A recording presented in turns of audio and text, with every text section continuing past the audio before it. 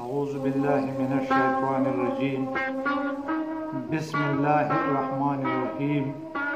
وګو عزتمندو غیرتمندو مینوالو السلام علیکم.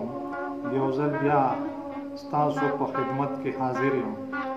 یو غزل وړاندې کوم، امید دی چې ستاسو به زړه ته پریوزي. د خاموشو به د تفسیر څه کوم،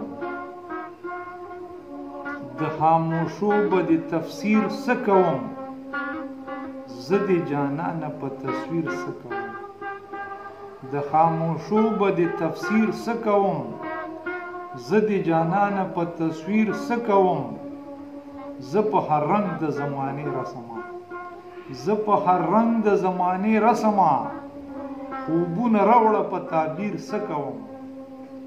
او زه به د لاس کرښو ته اور ورته کړم، زه به د لاس کرښو ته اور ورته کړم، که ته پردی شوې په تقدیر څه کوم. زه به د لاس کرښو ته اور ورته کړم، که ته پردی شوې په تقدیر څه کوم. او خپله چې سترګې اړولې دي تا، خپله چې سترګې اړولې دي تا، پرېږده په تا پسې به ویر څه کوم. خپله چې سترګې اړولې دي تا، پرېږده په تا پسې به ویر څه کوم.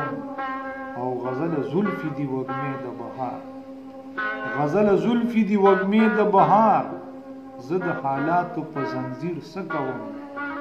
د خاموشو به د تفسیر څه کوم، زه د جانانه په تصویر څه کوم. والسلام.